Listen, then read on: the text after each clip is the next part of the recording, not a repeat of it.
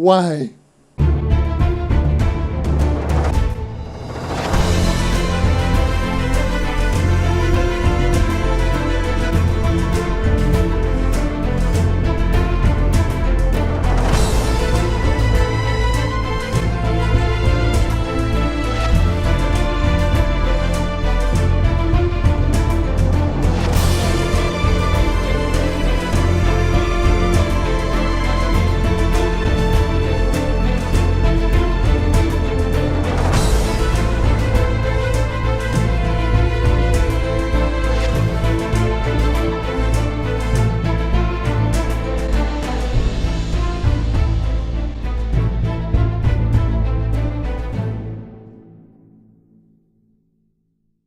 Yes, finally, all 16 character at 20,000 power icon above.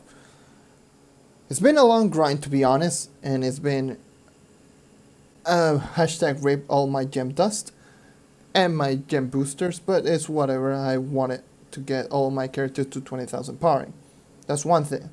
Second thing, it is that I've been grinding a little bit too much at the PTS. I might show you what's been my experience with the PTS with the new U10 update. If you haven't checked it out, you should go. If you're playing on PC, you should go and play on the private test server. The Uber 10 update is already out, so you can check it out and do some testing. So yeah, this has been like a really long grind, a really fun little series of me getting all my characters to 20,000 powering. And yeah, let's get started with the final episode, which is the Pirate Captain. Enjoy. Hello and welcome to another JNP video. I'm your host JonNario, and today it is the final episode of the 20k PR video. This time around it is the Pirate Captain. As you can tell, my Pirate Captain is at 20,019 power rank. And my stats are as follow. This is the run button, so let's get started. I have 185,532 magic damage, 795k maximum health, which is kind of high. I don't have maximum attack speed at, my attack speed is at 229%. Like I said, this is another character that I did not know that you can get 3 more movement speed at level 20, so it has 43 movement speed. So I might as well just go into the movement speed stacking video and add it as a note. So fun times. 45 jumps, which is a little bit too high, 87.4% critical hit, and 1,313.9 critical damage. My gems are as follow. The reason I was really low power rank is because of my gear and my class gem, which I'll talk to you in a sec.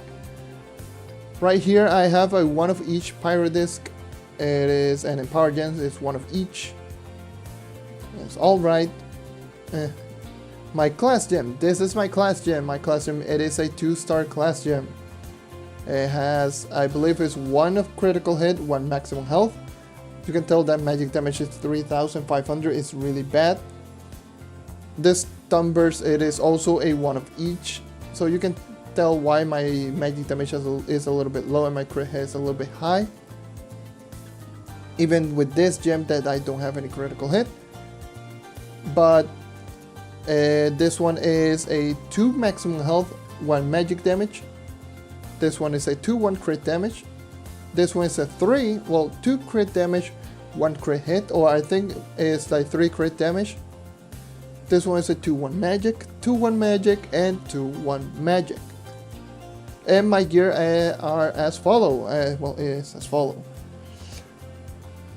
Yeah, my gear sucks. I do have a critical damage attacks with gear. I only have like nothing, no stats, like no pearls and no stars on any of my piece of gear. Well, my head and my face. This gun was once on my gunslinger before I did like the weird stats on the gun. You can get 3 first stats on that gun. So yeah, 3 second stats, that's what I mean. But I gave the other gunslinger gun, which it was fully maxed out, to the Pirate Captain. And I do have a stellar level 3 jump ring. and I use Chronomancer Cubesly. The reason I use Chronomancer Cubesly is because this character is mainly focused on your cooldown. So you want to get like your ultimate ability as much as possible, because your ultimate ability is your main bulk of damage. And yeah, since I don't have movement speed gear, I'm using the Mount Calvary Knight subclass. Conjurer's Crucible Vial, because it is the best vial for any Magic Find character. Well, any character that has high Magic Find. Arcane, because damage, and this character, well, it doesn't need the damage because it does a lot of DPS, so, but more damage is always good. And Chronomatic Emblem, because again, I want the ultimate ability as much as possible. This is similar to like the Gunslinger, so let's get started. So let's get started with the Pirate Captain. Why was this the last class? Is this class my least favorite? Is this class bad? Short answer is no, it's not bad. This character, it is one of the highest DPS characters in the entire game. But why do I have it as low a power rank? The reason being is because I need to change this mount. The reason being is because this is like I call like my forgotten class. I tend to forget that this class even exists. It's not that it's boring or anything, it's because I don't know. I just tend to use other characters, but this character, as you can tell, the damage is just ridiculously high. You can pretty much destroy everything in your path. And trust me, this character, it is extremely good. It is one of the highest DPS in the entire game. And honestly speaking, it is one of the characters that I would honestly recommend you to get it. It is a good, both good at Shadow Towers and good in dungeon farming. It is a little bit low because this one is a setup character, like the Chloromancer or stuff like that, but this one has projectiles that you can set up, unlike the Dracolite and Chloromancer that you have to throw them. So you can throw them, but they will still target enemies are far away, and you will do like incredibly high damage. The turret right here has like a couple of levels, because the turret normally has like, you know, it shoots slow, it shoots like once a second, but the more you hit the enemy, the more it levels up. The more it levels up, the more damage it will do. Well, technically the first level up, it will shoot a little bit faster, and the second level up, it will shoot even faster, and it will do a lot more damage. The DPS on the normal turrets is really good, especially if you have the classes, since you can throw two of them. Since you can throw two of them, it's essentially double the DPS in those turrets. You can tell that if I just shoot them, they're already at max level, and they're dealing over 13 mil damage, and they're shooting twice a second.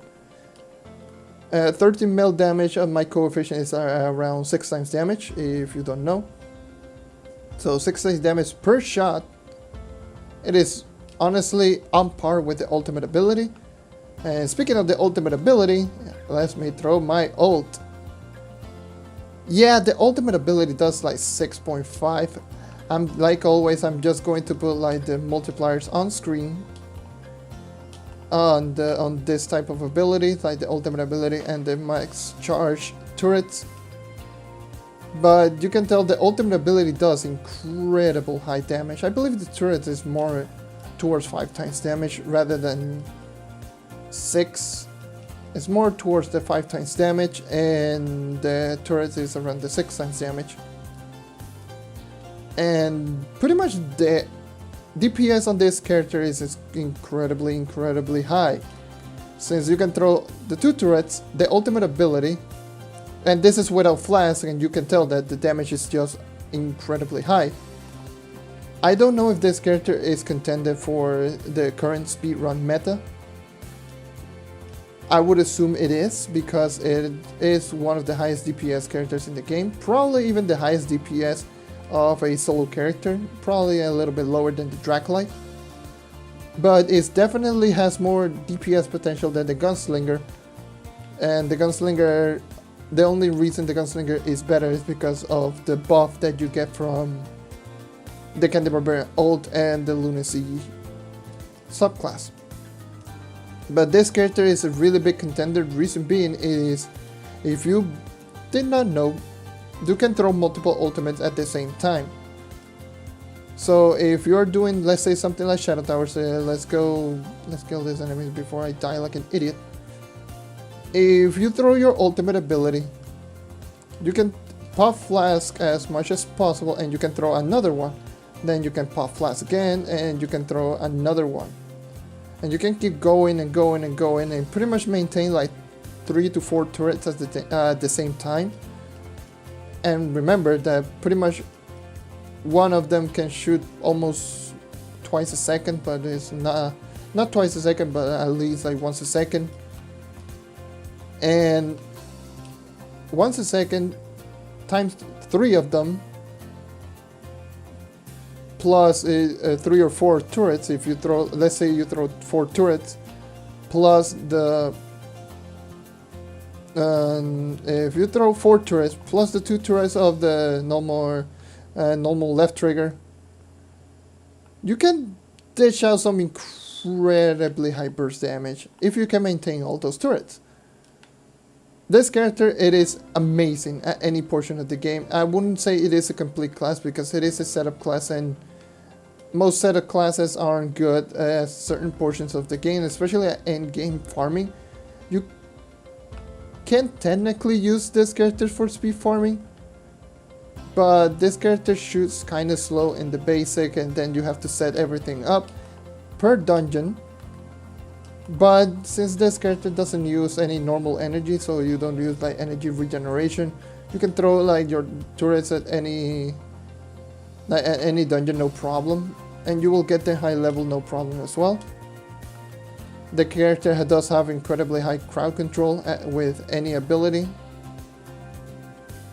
But yeah, it is actually amazing. This class is actually amazing. But the reason I don't have it as high power rank is because, I don't know, it's one of those characters that I tend to forget that even exists. Which is kind of weird because I do use this character a lot in the Geode Caves. I do believe he's one of the best characters in the Geode Cave due to having a really long animation time on the dodge. And being a good momentum dodge. So it has everything that you want if you have like low stats. Well, not low stats, if you have low modules like low rocket boots and stuff like that. This one is, I believe, is the best Geode character. Still, I'm not talking about more towards Geode, I'm more talking about towards this one. How you use this character, you might ask. Like I said, use critical damage attack speed. This character definitely needs the attack speed because you want to be dealing the most amount of basic attack as possible so you can level up your turrets. Throw your ultimate ability on cooldown. Use a lot of cooldown reduction items, well, allies like the Chronomancer Q-Sleeve, or if you don't have it, you can go towards the Starlight Dragonling, which is another good ally. But just keep using cooldown reduction allies and throw ultimate on cooldown. I definitely don't need it, again, because 20k PRs will definitely do more than enough in normal U9 portals. Once the U10 update comes out, I will let you know that from my testing on the test server and from other people, you definitely need to use this kind of tactics because of the light system and pretty much geosurface reducing your damage. But I'm not talking about more towards the U10 update. I will probably do a video on my experience with the PTS. So yeah, it's gonna be fun if you want, that is. But I pretty much said everything. I'm not using the decoys. I would honestly recommend you to use the decoy as much as possible. This decoys doesn't do a lot of damage, but they do take aggro And since they do take aggro, that means that they will explode rather fast, so you will do a little bit of an extra DPS from those little decoys. So you can throw those decoys and they will, as you can tell, they will take aggro. So it doesn't do like a lot of damage. I believe it does like 3 times damage, the decoy, but make sure to throw those decoys down so you can get a little bit more survivability. Since again this character doesn't have any energy regeneration, you can jump around throwing decoys and throwing all the turrets at the same time, so you can do incredibly high damage while staying alive. But yeah, you pretty much use this character like this. Throw your ultimate on cooldown. If you don't have your ultimate, throw as much turrets as you can. Make sure to get yourself the Classroom ability. If you don't have it, Classroom ability will allow you to throw 2 of these turrets and they will do really high DPS. Well, not high DPS, but they will do pretty decent damage. All right DPS. And pretty much throw I keep saying like beacons, it's more decoys. Throw the decoys so the enemies attack them, and yeah, after that one, you just shoot them in the back and you will get, regenerate some coins, which those are the coins that you use to throw more decoys, and keep throwing turrets and decoys, and pretty much just throw everything that you have with a pirate captain. That's pretty much how you use this character. You throw everything that you have at the same time, because again, most of the abilities are either very easy to get, like the turrets are they don't have any cooldown, you can throw them whenever you want. Well, it has like a 0.5 second cooldown, but still, like, why? You can throw the turrets whenever you want. Decoys, you will get them really fast because it is an enemy hit. And yeah, that's everything, literally, that's literally everything. Throw ult and cooldown, and that's all. Go attack speed, go critical damage, that's the other thing that I will mention. Try to get yourself cooldown reduction gear. And pretty much for the most part, if you have attack speed, and if you can use attack speed, movement speed if you want, if you don't want to go with critical damage, because this character does have a pretty high DPS by itself, so even without critical damage. So if you don't have critical damage, you can go movement speed with this character if you want, and you will do a lot of damage even without it. And you can technically do a lot of speed farm due to this character having 3 more movement speed than all characters in the game, and you can go into 90 movement speed with this character, which will make this the same as a normal mount if you have the Knight subclass. And if you kill an enemy, and if you're using, let's say, something like Preferred Penguin, then you can go at 120 movement speed, which is the same as I'm running right here with the mount. But yeah, that is all for today. Thank you for watching. Let me know what you think on the Pirate Captain. I was about to say next episode, but there's no next episode. This is literally the last episode. All characters are got to 20k PR. As you can tell, 20k PR, this is my lowest power rank at 20,090 power rank. But I do have all characters at 20k PR. Last video I got my badge, so if you haven't checked that one out, I just got the badge on the last video because it's 15 characters. And there's 16 characters on Trove, and I got 15 characters in the last episode, which was the Chloromancer. But it's been fun. It's been really fun to get to 20 KPR. Once the U10 update comes out and I pretty much maxed out my Knight, I might just do 25 KPR on every class. So look forward to that one maybe in the near future. But since right now I am done with this series, you can expect like the Trove class review. You can expect like all the other series that I've pretty much put on hold. So yeah, I might just do a reintroduction to the Trove class review. And yeah, start doing like the night remaster version, because that's the only video that I will do a remaster version. But yeah, I'm rambling all too much. Thank you for watching, thank you for sticking around for this series. It's been really fun to get to all characters to 20,000 power rank. Leave a like if you want to help the channel grow. Also leave a like for this struggle. It's been one of the toughest challenges that I've ever done, because it's been like a lot of grinding. Granted, I had all the dust before, but remember that I've opened well over 10,000 of the Shadow Gem boxes just to get that amount of dust. And yeah, it's been a struggle, but leave a like if you want to help the channel grow, subscribe if you want to see more content like this, and that is all for today. Once again, thank you for watching, and I hope to see you next time.